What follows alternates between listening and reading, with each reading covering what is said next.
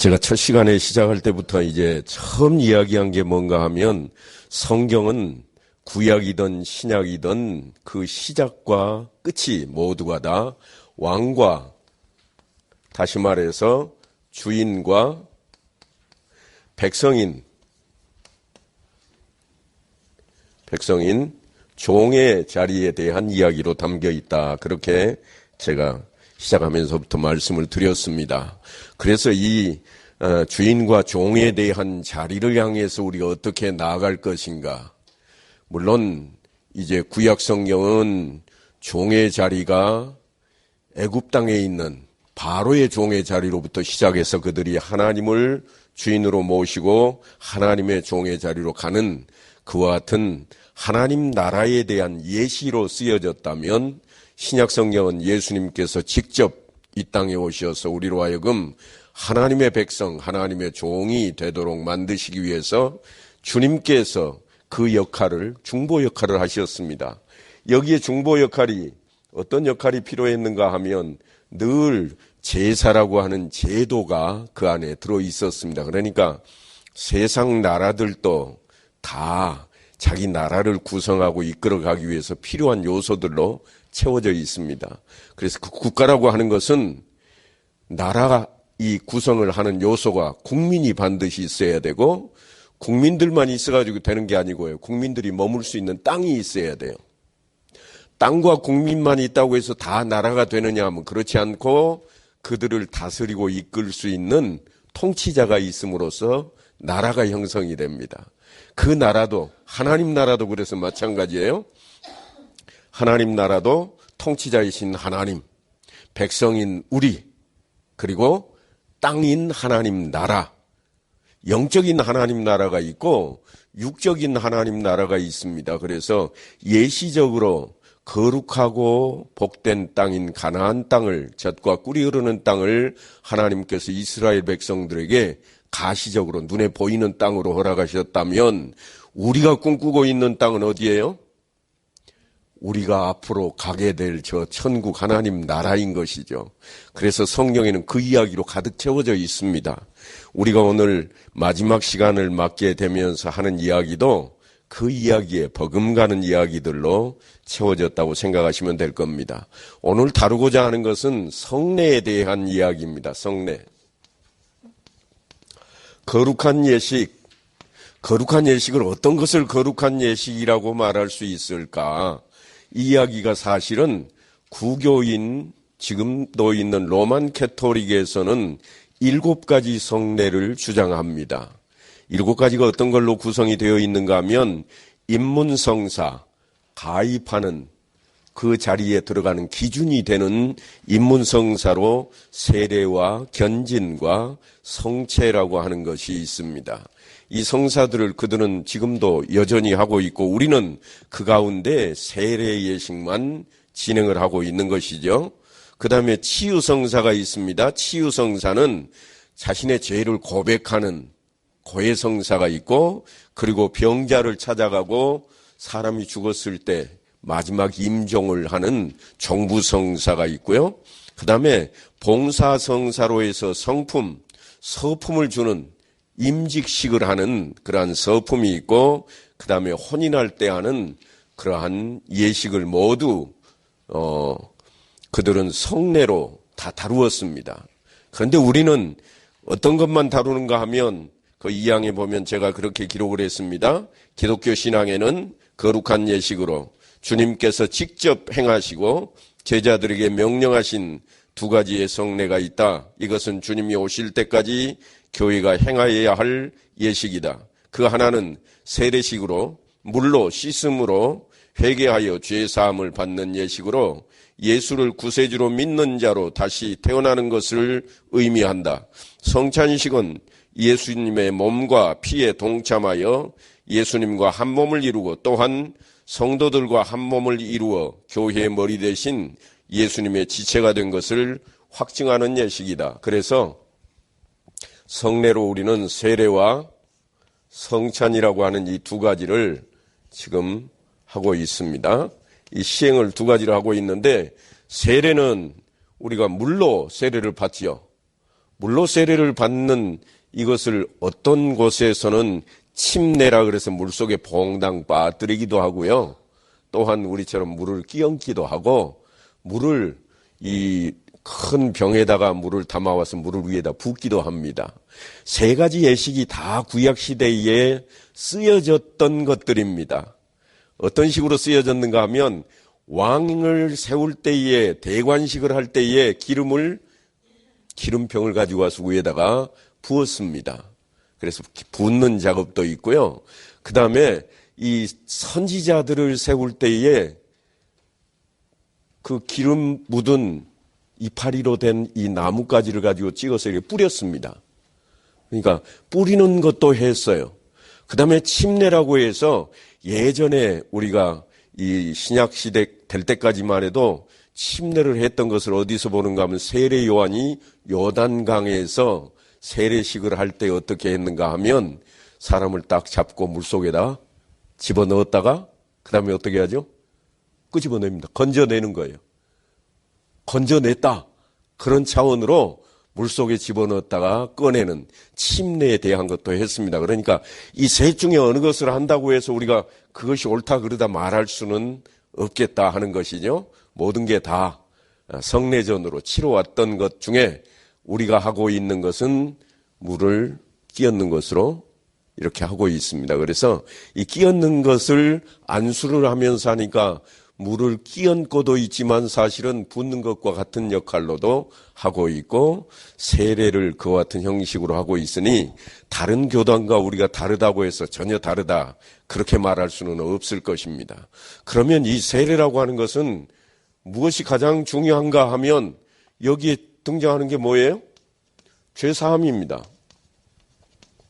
씻는 거죠. 죄를 씻어버리는 거예요. 이제는 죄가 없다.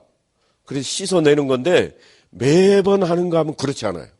한 번만 하는 거예요. 왜냐하면 성찬에 그 근거를 둡니다. 성찬에 근거를 둬요. 그러니까 세례는 성찬에 근거를 두고 있음을 잊어버리면 안 돼요. 성찬은 그러면 뭐냐? 성찬은 잘못 이해를 하시면 안 돼요. 성찬은 주님의 죽으심을 기념하는 겁니다. 주님의 부활을 기념하는 게 성찬이 아닙니다. 다시 사셨네. 그래서 그걸 기념하는 게 아니에요. 주님이 십자가에 못 박혀 죽으심을 기념하는 거예요. 죽으심과 세례와 무슨 관계가 있는가? 죽으셨기 때문에 우리의 죄가 어떻게 됐어요? 사함을 받는 거죠. 대속제물이 되셨으니까요. 그걸 우리가 기념하는 게 성찬이에요. 그래서 성찬은 물론 동서 고금을 막론하고 다 성찬 예식을 하고 박수를 치는 경우도 있습니다만 그렇게 박수례를 하지는 않습니다.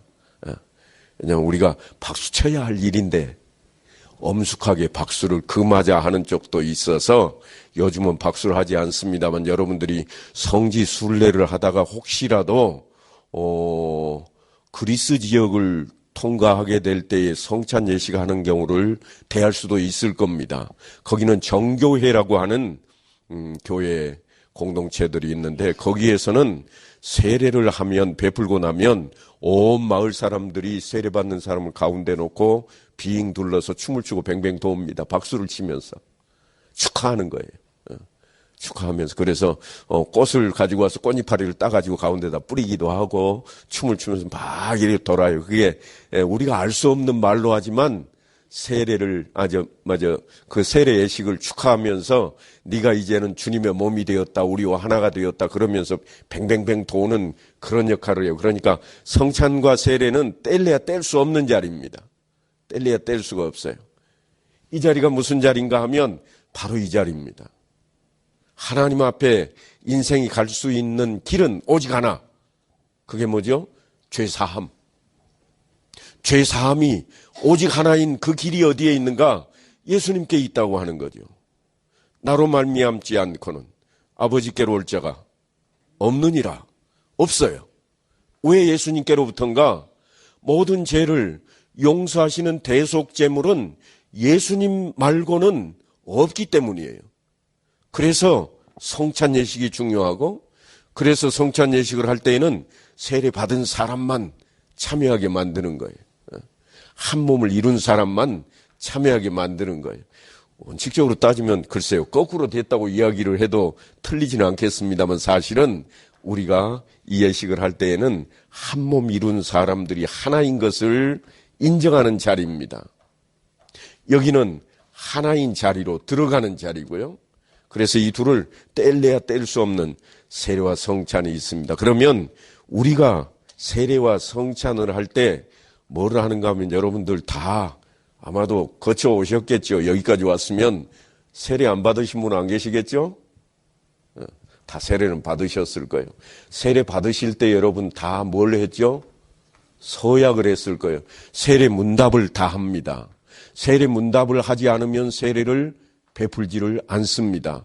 교육을 다 받았어도 세례 문답을 하지 않으면 결국에는 세례를 베풀지를 못합니다. 그 문답식 때 여러분들 학습도 마찬가지입니다만 문답식 때 주고받는 이야기가 있습니다. 뭐라고 하는가 하면 여러분은 자신이 하나님 앞에 죄인인 줄 알며 마땅히 그의 진노를 받아 죽음에서 오직 하나님의 은혜로만 구원 얻을 소망밖에 없는 사람인 줄 아느냐? 이게 첫 번째 질문입니다. 여러분들이 다 대답했던 질문이에요? 지금도 안 잊어버리고 계신가요? 바삐 살다 보니까 성경에도 안 나와 있던데 그래서 놓아버리지 않으셨는지 모르지만 놓아버렸으면 다시 되찾아 오셔야 됩니다.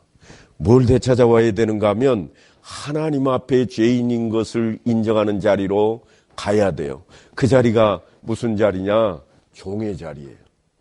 이걸 잊어버리니까 자꾸 날 위해서 하나님이 있는 것처럼 느껴지는 거예요.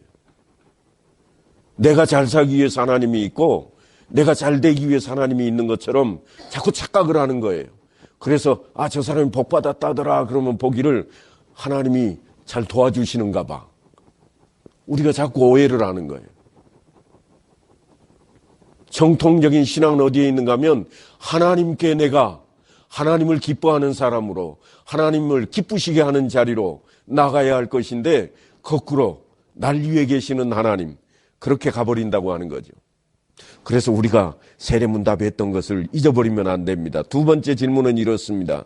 여러분은 주 예수 그리스도께서 하나님의 아들이심과 죄인의 구주이심을 믿으며 말씀에 따라 구원하실 분은 오직 예수님 뿐이신 줄 알고 그를 믿으며 그를 의지하느냐? 우리가 다 아멘으로 화답했던 그러한 문장입니다. 내가 성경을 더 많이 읽고 새벽 기도를 더 열심히 다녔다고 내가 신앙이 훨씬 나은 자리인가? 그게 아니라 세례 받은 그 자리에 내가 서 있는가? 이게 훨씬 중요한 자리라고 하는 거죠.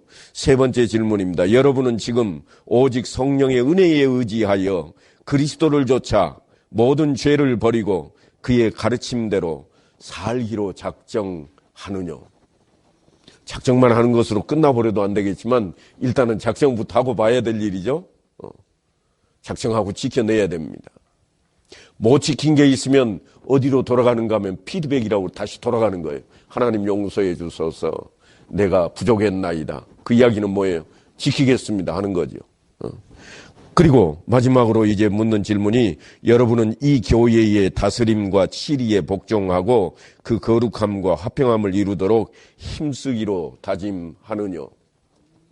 이 교회에 내가 속한 이 교회 그런데 여러분은 어떻게 해요? 늘 제일 문제가 언제 생기는가 하면 학습 세례 받을 때는 문제가 안 돼요.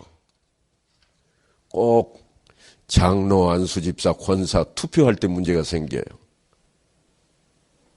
내가 분명히 저 사람보다 나은 것 같은데 투표를 해놓으니까 저 사람은 3분의 2가 돼가지고 떡하니 명단이 올라가는데 나는 없어. 그러면 어떻게 생각해요? 부족했구나. 하나님 내가 부족합니다. 이 엎드리는 게 아니라 말도 안 돼. 내가 뭐가 부족했어? 내가 새벽 기도회를 저 사람보다 못 나갔어. 내가 11조를 적게 했어. 따져보자. 따지는 결과가 어디예요? 이 교회만 교회인가? 나 이 교회 안 다녀 이제. 우리가 틀림없이 세례받을 때 다짐했던 것은 네가 어떤 직분을 받으려느냐 그런 거 없어요. 없습니다. 그런데도 불구하고 생활을 하다 보니까, 교회 생활을 하다 보니까 자꾸 내가 드러나야 되고, 내가 나아 보여야 되고, 하나님이 나를 인정해 주는 자리로 가고 싶은 그 마음이, 욕심이 생기더라는 거예요. 좋은 말로 하면 거룩한 욕심이에요. 성경에도 나와 있지 않습니까, 목사님? 은사를 사모하라. 말은 좋죠. 하지만 그런 얘기가 아니에요. 우리 자신을 내려놓아야 됩니다. 어느 자리로? 세례받던 그 자리로 내려놓아야 돼요. 가장 기본이 내가 임직하는 자리가 기본이 아니에요. 우리는 그 이야기 들을 수 있습니다. 당신 임직할 때 서약한 대로 좀 해봐라. 그렇게만 해도 잘 되겠다. 이게 맞는 이야기죠. 하지만 그보다 더 기본적인 것은 우리가 세례받는 자리, 다시 말해서 늘 얘기합니다만 이번 학기에는 이것만 딱 하나만 머릿속에 남겨놔도 될 것 같아요. 나는 누구의 종이라고요? 하나님의 종이다. 하나님의 종은 나를 드러내기 위해 있는 게 아니에요. 내가 일꾼들 중에 가장 뛰어난 일꾼, 그런 거 아무 문제 안 됩니다. 주인이 나를 볼 때 그렇게 생각해야지 내가 아무리 열심히 낸다고 주인이 아니라면 아닌 거죠. 종은 요즘은 그런 게 없어서 우리가 모릅니다만 종은 주인이 특별히 쓸만하면 팔아먹습니다. 돈 되니까.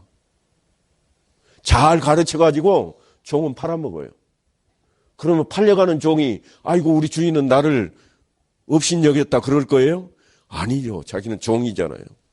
그래서 예전에는 종이 팔려가는 종이 박수를 쳤습니다. 누구를 향해서? 자기 주인을 향해서. 나는 인정받았다. 거꾸로 생각한 것 같죠. 아니 내가 그만큼 잘해드렸는데 날 팔아먹어? 그런데 옛날 종들은 그러지 않았다고요. 내가 주인에게 인정받아서 종이 나를 자기의 재산 불리는데 팔아서 자기 재산을 채웠다고 그렇게 생각을 했습니다. 그러니까 우리가 생각하는 종의 위치를 한 번쯤은 다시금 생각을 해봐야 돼요. 우리는 자꾸 종 그러면 종 중에도 뛰어난 종. 그래서 어떻게 하는가 하면 종님. 종의 님자가 어디 있습니까? 종은 종이죠.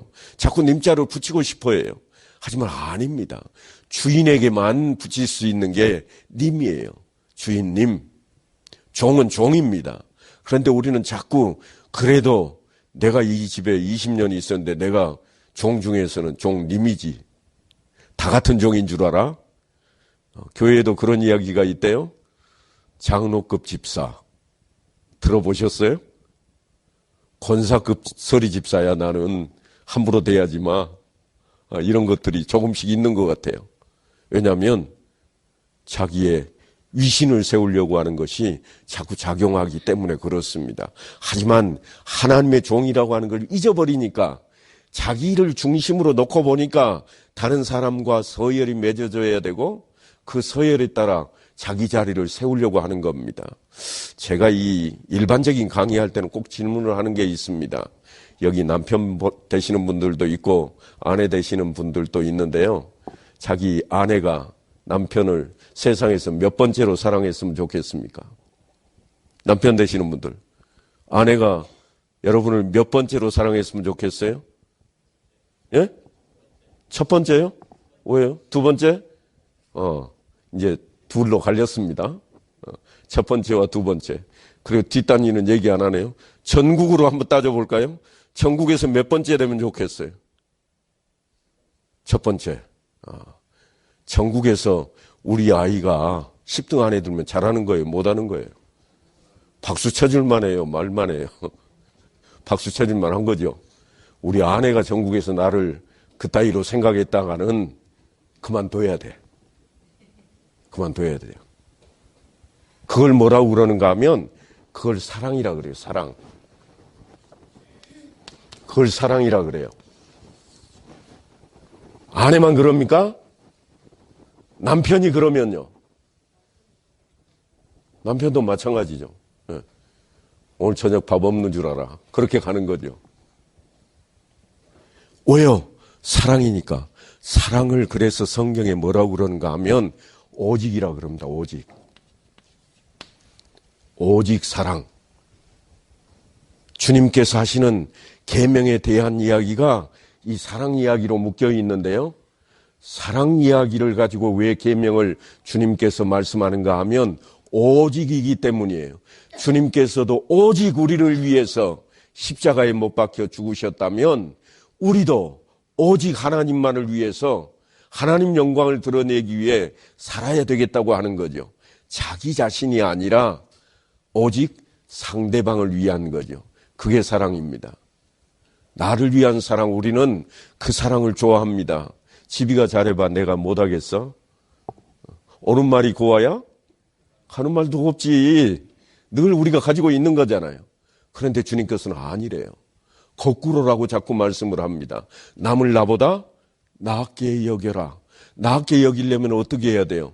저 사람이 잘못해도 내가 다 용서해버릴 수 있는 자리가 돼야 돼요. 용서가 안 되면 안 돼요. 어떻게 나보다 낫습니까? 용서가 안 되는데. 세상에 욕심은 거룩한 욕심 좋다고 그래서 우리가 가지고 있는 게 뭔가 하면 사돈 내가 땅을 사면 배가 아파. 땅 사면 박수 쳐야 할 것인데 내게 안 되니까 배가 아파요. 사랑은 거꾸로입니다. 거꾸로. 다시 말해서 예수를 믿는 것은 거꾸로입니다. 예수를 믿으면 손해를 볼 각오를 하는 자리입니다. 예수를 믿기 위해 교회에 나오는 문을 딱 열고 들어오는 순간 나는 손해보러 왔노라. 이게 돼야 되는 거예요. 나는 유익을 얻기 위해서 늘 하는 얘기가 그렇잖아요. 내가 천국 가려고 예수 믿지 괜히 믿나? 예, 맞는 말씀이기도 하지만 주님께서는 그 말씀을 먼저 안 합니다. 네가 사랑하느냐? 그러면 천국이 너의 것이라. 그냥 천국이 너의 것이니 네가 사랑하라 그러지 않는다고요. 거꾸로 생각하면 안 돼요. 그래서 우리가 지금 배우고 있는 이 성례라고 하는 이 자리가, 세례와 성찬이라고 하는 이 자리가 우리의 믿음의 근간이 되어야 돼요. 세례식 할 때 서양만 하는 것으로 끝이 아니라 결국은 지키고 또 지키고 지켜야 된다고 하는 거죠. 헌법적인 규칙을 제가 좀 거기에 수록을 해놓았습니다. 왜냐하면 바뀌었거든요. 예전에는 유아세례 그러면 만 2세 이하일 때 유아세례를 했습니다. 그런데 지금은 총회 헌법적 규칙이 좀 바뀌었어요. 제가 좀 읽어보겠습니다. 1번. 신앙이 독실하고 학습인으로 6개월간 근실히 교회에 출석하면 세례 문답할 자격이 있다. 세례 문답할 자격이 있다 이 말은 세례를 받을 자격이 있다고 하는 거예요. 어떤 사람에게 있는가 하면 학습인으로, 학습 받은 사람을 근거로 합니다. 학습을 받았다 이 말은 교육을 받았다 그런 차원입니다. 그러니까 학습도 안 했는데 세례를 줄 수 있습니까? 예, 그렇게 할 수 있습니다. 어떻게 하면 그렇게 하는가? 교육을 필요했으면 그렇게 하는 거예요. 어떤 교육을 필요하면 되는가? 그분이 신앙을 고백하도록 만드는 경우에는, 비상한 경우에는 그것도 당회가 허락을 합니다. 언제 허락을 하는가 하면 병원에서 목숨이 금방 가실 것 같은 분들이 종종 계시거든요. 그분이 나 예수 믿습니다. 목사님 세례 받고 가면 안 될까요? 그래서 저도 세례를 베풀었던 분이 몇 분 계시기는 한데요. 그런 경우에는 당회가 모여서 이분에게 교육을 하고, 잠깐이지만 교육을 하고, 그분이 주를 예수 그리스도를 나의 구세주로 고백하고 하나님을 나의 하나님으로, 하나님의 아들이신 예수를 고백하고 모든 것을 고백하고 답변을 하게 될 때에는 세례를 베풀기도 합니다. 그러니까 여기 나온 헌법적인 규칙은 꼭 이래야 된다, 그 말은 아니라는 것을 먼저 아시면 좋겠습니다. 두 번째, 만 6세까지 유아 세례를, 만 7세부터 13세는 어린이 세례를 줄 수 있으되 부모 중 한 편만이라도 세례 교인이면 혹은 입교인이면 줄 수 있고, 부모의 부재시 당회 허락으로 가능하다. 부모의 부재다 이 말은 아이들만 교회에 나온 경우를 이야기합니다. 아이들만 교회에 나와도 누가 대리하는가 하면 교사가 대리합니다. 우리 개신교회는 없습니다만 구교회는 대부 대모가 있습니다. 그것과 똑같은 거를 지금 이 우리 교단에도 헌법적 규칙에다 지금 넣어 놓은 거예요. 그래서 그와 같은 일들이 있을 수 있다 하는 이야기고요. 유아 세례나 어린이 세례를 받은 자는 만 14세 이상이 되면 입교 문답할 연령이 된다. 전에는 부모나 교사에 의해서, 대부에 의해서 자기 신앙을 성장할 수 있도록 서약을 하고 그렇게 키웠다면 이제 입교가 되는 순간이 어느 순간인가 하면 세례를 받는 순간이 되는 겁니다. 그래서 세례를 더 정확하게 언급한다면 어떤 이 헌법 문항에는 입교인이라 그렇게 표현을 하기도 합니다. 세례 받은 사람을. 그래서 이 자리는 다시 말해서 자기 스스로 신앙을 고백할 때 가능해진다고 하는 것입니다. 그 다음에 이제 5번 항을 보면 헌법적 규칙인데 갑자기 성찬에 대한 이야기가 하나 등장을 했습니다. 성찬 예식에 대한 이야기가 다른 게 다 나와 있는데 추가로 하나 지금 여기에 넣고 있는 겁니다. 성찬으로 쓰고 남은 떡과 포도즙은 정한 곳에 묻거나 불로 태운다. 이게 이제 말이 좀 많아서 이런 것들이 글로 지금 기록이 되었습니다. 예전에는 글로 쓰여지지는 않았지만 교회마다 다 그렇게 해왔습니다. 그래서 권사님들이 성찬 예식이 끝나면 다 가져다가 장로님들이 다 가져다가 이렇게 묻고 깨끗하게 처리를 했던 그러한 경험들이 있는데 이제는 이렇게 헌법 그 문항에다가 집어넣어서 거룩하게 다시 말해서 구별되게 처리할 수 있도록 그렇게 하고 있습니다. 다음으로 이제 주기도문에 대한 이야기를 좀 해야 되겠습니다. 주기도문은 우리가 잘 알고 있기로 주기도문은 어떤 기도죠? 주님께서 가르쳐 주신 기도. 너희는 이렇게 기도하라. 너희는 이렇게 기도하라. 그렇다면 이 주님께서 가르쳐 주신 이 기도는 어떠한 구조를 가지고 있는가? 이 기도는 누구를 향해서 하는가? 먼저 대상에 대한 이야기가 나옵니다. 기도의 대상은 누구예요? 예? 하나님. 어떤 하나님이요?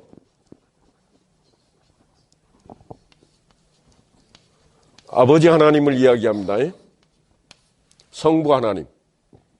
그러니까 우리가 흔히 기도할 때 주님 하고 시작해서 이렇게 하겠습니다 하는 이 주님이 성부 하나님을 향한 주자를 썼다면 맞는 거예요. 그런데 성자 하나님을 향한 예수 그리스도를 향한 주자를 쓰면 정확히 말하면 대상이 틀린 겁니다. 왜 틀렸다고 하는가? 여러분이 금방 알게 돼요. 기도를 끝낼 때 어떻게 끝내요? 예수님의 이름으로 기도합니다. 예수님 불러놓고 당신 이름으로 내가 지금까지 이야기했어요. 이런 이야기가 돼버리잖아요. 그래서 기도의 대상은 성부 하나님의 근거를 두고 기도를 해야 된다. 이 기도의 대상 어디를 향할 것인가? 그래서 예수님께서 가르치시기를 하늘에 계신 우리 아버지여 그렇게 가르쳤습니다. 하늘에 계신 우리 아버지여. 지금 이 자리에 있는 내가 아니다. 아버지를 향해서 기도해야 된다. 그리고 이름이 거룩히 여김을 받으시오며 내 이름이 아니라 예수인 내 이름이 아니라 하늘에 계신 아버지 하나님의 이름이 거룩히 여기심을 받아야 된다. 그렇게 가르쳤으며 나라의 임하옵시며 할 때 이 나라도 예수님이 계시는 이 세상 나라가 아니라 하늘나라 하나님 나라라. 그리고 뜻이 하늘에서 이룬 것 같이 땅에서도 이루어지이다. 이 말은 뜻이 아버지 하나님의 뜻이 이루어진 그것 같이 아들인 예수 그리스도 메시아가 있는 이 땅에서도 이루어지기를 바라나이다. 예수님께서 십자가에 못 박혀 죽으실 때 다 이루었다 그럽니다. 다 이루었다. 이 말은 사실은 헬라어로는 테텔레스타이라고 하는 단어인데요. 이게 어떤 때 쓰는 단어인가 하면 돈 갚을 때 쓰는 단어예요. 돈 갚을 때. 여러분이 돈을 이렇게 빌려 쓰고 마지막으로 아니면 여러분이 아파트를 이렇게 당첨돼 가지고 처음에 접수할 때 돈 내고 중간에 뭐네요? 중도금. 마지막에는요. 다 내요. 잔금을 내야 되죠. 잔금을 다 내면 어떻게 돼요? 집대한 등기가 내 앞으로 넘어오는 거죠. 왜요? 다 했으니, 끝났으니까. 테텔레스타이, 다 이루었다 이 말은 바로 그 말입니다. 주님께서 다 이루었다 이 말은 이제 등기 이전이 됐다. 누구에게? 주님께서 하신 이 말씀은 이제는 등기 이전이 됐다. 누구에게 됐느냐? 너희들. 왜냐? 내가 십자가에 못 박혀 대속제물이 되었노라. 그러니 이제 너희가 하나님을 누구로 부를 수 있게 된 거예요? 아버지라 부를 수 있노라. 그 자리로 가게 됐다.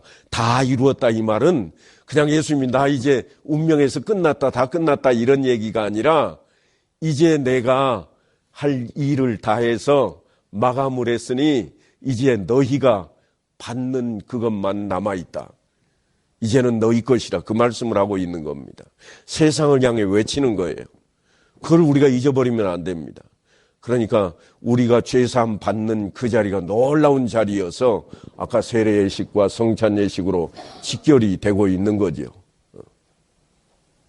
그걸 주님께서 우리에게 가르쳤으니까 우리가 그걸 지키고 이루어가고 있는 거죠. 자, 이게 어디를 향하고 있는가 하면 하나님 나라를 향하고 있습니다. 하나님 나라. 아까 나라에 세 가지 구성 요소가 있다고 그랬죠. 첫째가 뭐예요? 통치자. 통치자부터 일단 말씀을 하시니까 적어봅시다. 통치자 왕. 그 다음에요? 백성이 있어야 되겠죠? 백성. 다시 말하면 종이죠. 그 다음에요? 땅. 땅이 있어야 됩니다. 이게 소속이에요, 소속. 일반적인 나라도 마찬가지입니다. 구성 요소가 이렇게 되는 거죠. 그래서 우리가 하나님의 다스림을 받는 그 자리에 가 있어야 된다고 하는 거죠.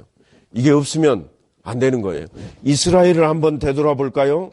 이스라엘이 젖과 꿀이 흐르는 땅에 처음 들어가서는 하나님의 나라가 되었습니다. 사사기가 들어서기 전까지 그들이 하나님 뜻대로 하나님의 통치를 받고 그렇게 하나님 나라를 구성하고 살았어요. 하나님께서 허락하신 젖과 꿀이 흐르는 땅에서 하나님 말씀대로 하나님의 백성들이 살았습니다. 그러다가 그들이 서서히 죄에 물들기 시작을 해서 벗어나자 하나님께서 어떻게 하셨는가 하면 땅을 던져버리십니다. 땅을 빼앗기게 만드시는 거죠. 땅이 있을 때에는 그들에게 뭐가 있었는가 하면 12지파가 있었어요. 땅이 있을 때 이야기입니다. 50년, 희년이 될 때마다 땅은 이들에게로 다 되돌아갔어요. 팔렸던 것까지도 다시금 그들에게 다 되돌아갔습니다. 왜냐하면 하나님께서 허락하시던 땅이니까요. 하나님의 통치 방식대로 갔습니다만 땅을 빼앗겨버리자 무슨 일이 벌어졌습니까? 이스라엘의 지파가 없어졌어요. 무너졌어요. 그래서 여러분들이 대하는 지파가 어떤 지파가 등장을 하는가 하면 바리새파, 사두개파, 에세네파 이런 것들이 등장을 하는 거예요. 왜냐하면 땅이 자기 땅이 아니에요. 그 이후로 그들이 땅이 되지를 못했어요. 지파가 찾지를 못한 거예요. 12지파가 힘을 잃어버리고 없어진 거죠. 중요한 이야기입니다. 그런데 여러분 요한계시록을 보면 다시금 회복이 됩니다. 하나님 나라에서는 12지파와 12제자. 그래서 24장로가 등장을 하는 거죠. 그래 회복이 다 돼서 원상 하나님의 나라로 회복이 되는 그것을 꾸미고 있는 내용을 담고 있습니다. 이 다음에 이제 들어갈 것이 뭔가 하면 주기도문에 등장하는 것이 하나님 나라에 대한 이야기로 끝나는 게 아니라 일용할 양식에 대한 이야기를 주님께서 드디어 하십니다. 일용할 양식.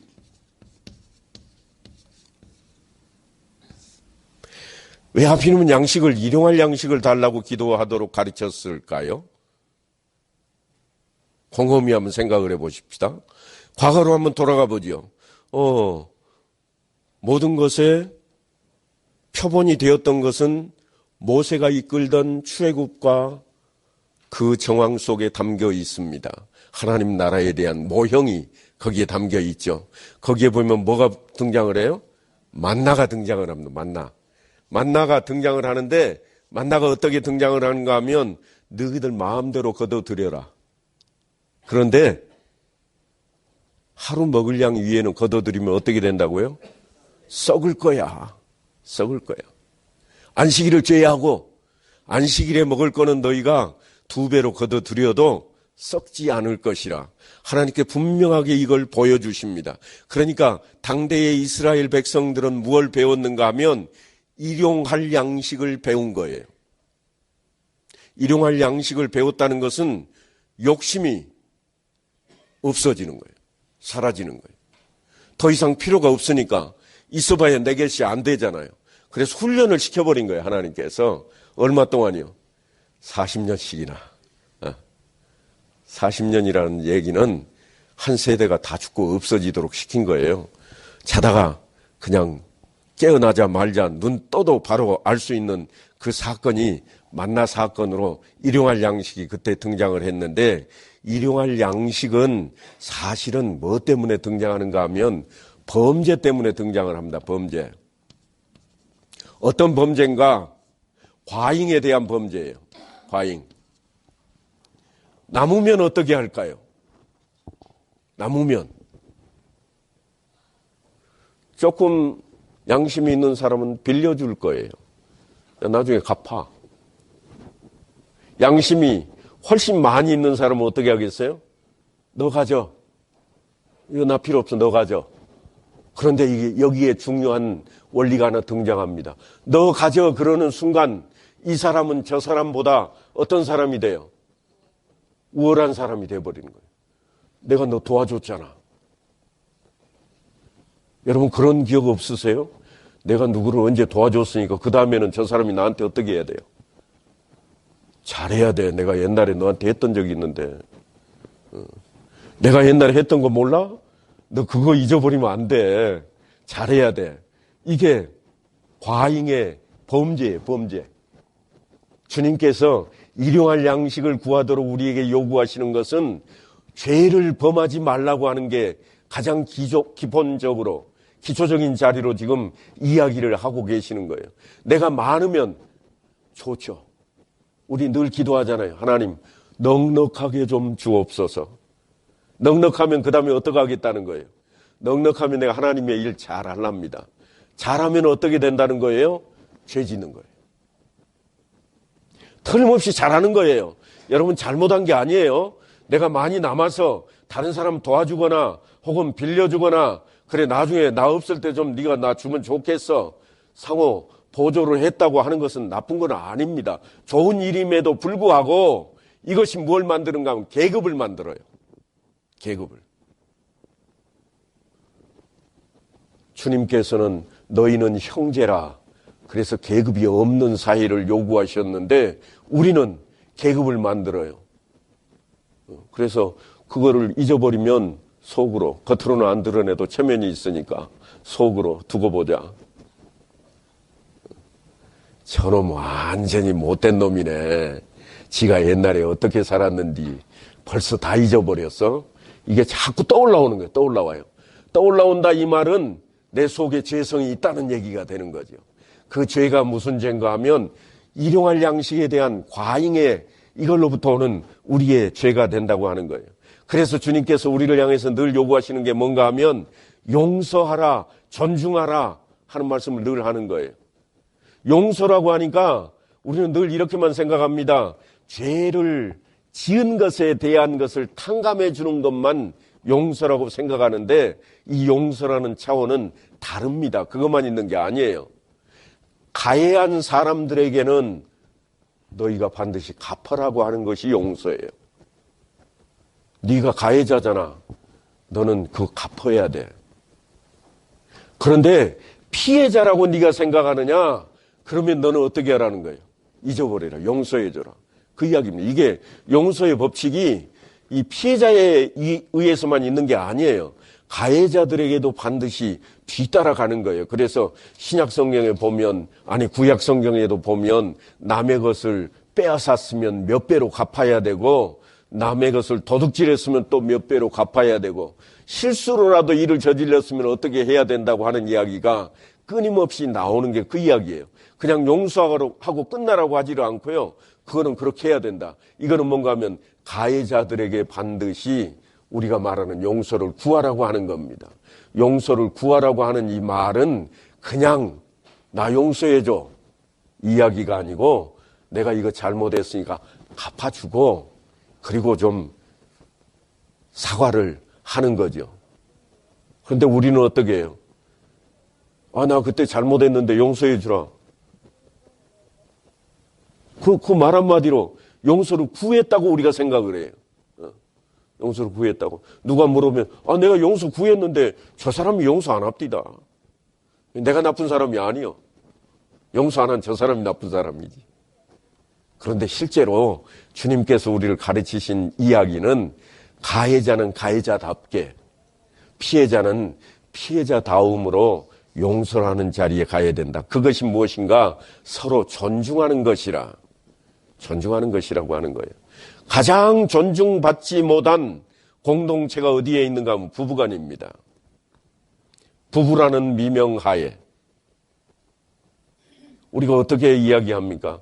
요즘은 조금 덜합니다만 한 3, 40년 전까지만 해도 남편은 돈을 벌어다 줘야 남편이지 돈도 못 벌어오면서 무슨 남편이야. 그 이야기가 뭔가 하면 먹여 살려야 될 책임이 너에게 있다고 하는 거였어요. 요즘은 조금 이제 바뀌었대요.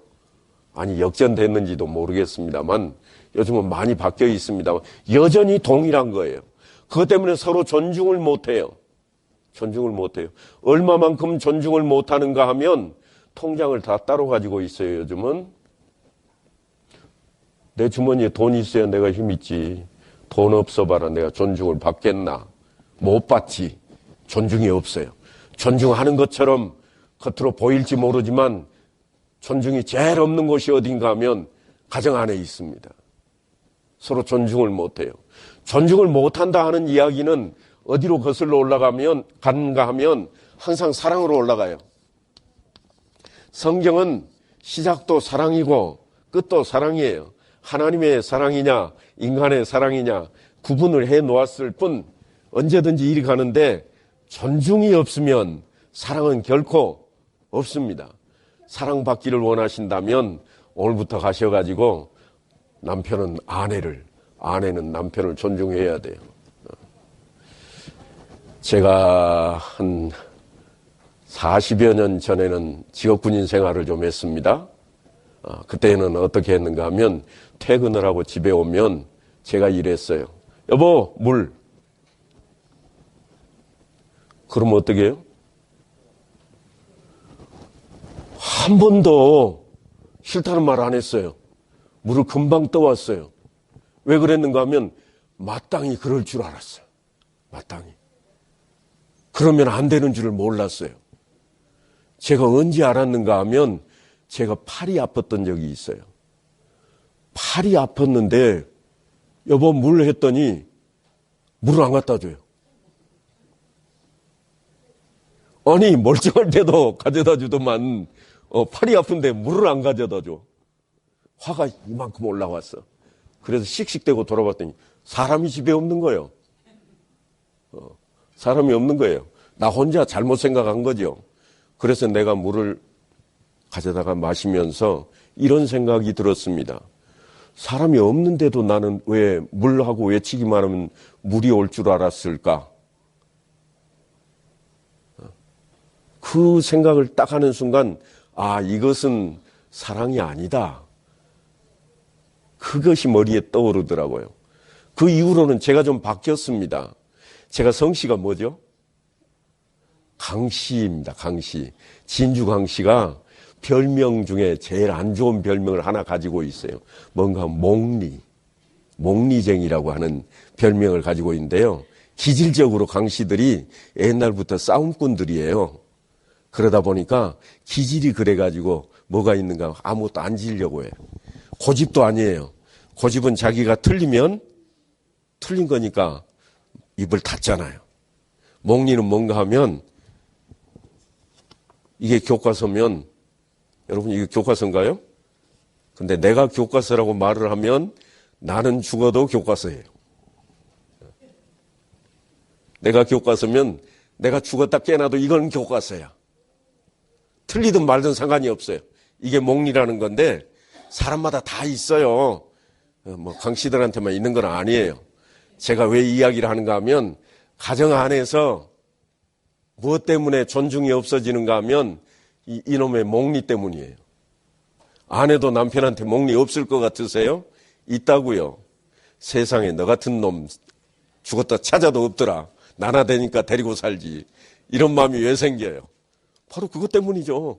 똑같아요. 그래서 우리가 이 존중이라고 하는 것, 일용할 양식이라고 하는 데에서 우리는 찾아야 할 게 너무 많습니다. 과용하면 항상 문제가 돼요. 아내가 잘해야 남편이 잘하겠다고 하는 생각은 거기로부터 시작이 돼버리니까요.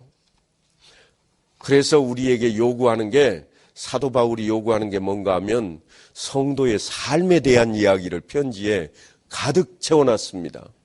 여러분, 사도 바울이 쓴 편지를 보면요, 성도들이 어떻게 살까 하는 이야기들이에요. 그가 한 말 가운데 가장 멋진 말이 하나 있습니다. 뭔가 하면 내가 자족하기를 배웠노니, 뭐라고 그러죠? 자족하기를 자기가 다 배웠대요. 그래서 무엇이든지 자기가 못할 일이 없대요. 못할 게 없대요. 그런데 여러분, 이거를 우리가 너무 잘못 사용하면 안 돼요. 자족이라고 하는 단어는 사도 바울이 여기서 말하는 자족은 그 앞에를 자세히 읽어보면 이렇게 되어 있습니다. 배고픔도 또한 배부름도 내가 다 지내보았노라. 그래서 주 안에서 내가 이루지 못할 게 없겠다. 그 이야기인데 우리는 그냥 항상 넉넉한 게 쏟아져 가지고 잘할 것만 생각을 해버리잖아요. 주님만 믿으면 다 풍족할 걸로 착각을 해버리는 거죠. 그래서 우리가 주의해야 될 사항들이 여기에 있다고 하는 겁니다. 성도들의 삶은 이제 사도 바울의 서신을 통해서 여러분들이 좀 잘 들여다보아서 여러분들이 어떻게 신앙생활을 해야 할 것인가, 그가 이야기하는 것을 보면 두 분류로 딱 나누어 놓았어요. 하나는 그리스도 안에 있는 자들, 하나는 그리스도 밖에 있는 자들. 이 사람들이 어떻게 하고 있는가, 비방을 한다든가 혹은 욕설을 한다든가 싸운다든가 혹은 분노를 한다든가 이런 것들은 다 세상적인 것이요, 또한 선한 모든 것들은 영적인 것이라, 그렇게 분류를 해놓고 우리에게 성도는 훈련을 통해서 영적인 일들을 거스름 없이 해내야 된다, 그렇게 이야기하고 있습니다. 이제 19쪽 한번 다 같이 한번 보십시다. 거기에 선이라 기록된 장이 하나 있을 거예요. 여러분 책으로 19쪽인가요? 다 같이 한번 읽어보시고 마치겠습니다. 다 같이 읽습니다. 시작. 대한예수교 장로회에서 이 아래 기록한 몇 가지 조목을 목사와 강도사와 장로와 집사로 하여금 승인할 신조로 삼을 때에 대한예수교 장로회를 설립한 모 교회의 교리적 표준을 버리려 함이 아니요 오히려 찬성함이니, 특별히 웨스트민스터 신도 개요서와 성경 대소요리 문답은 성경을 밝히 해석한 책으로 인정한 것인즉 우리 교회와 신학교에서 마땅히 가르칠 것으로 알며, 그 중에 성경 소요리 문답은 더욱 우리 교회 문답책으로 채용하는 것이라. 아멘. 소요리 문답이 어떤 것인가 아주 간략하게 기록을 해 놓았습니다. 그래서 이것을 통해서 여러분들이 성경을 요약해 놓은 책으로 잘 받들어서 신앙생활하는데 가장 기본적인 것들을 이루시기를 간절히 바라겠습니다.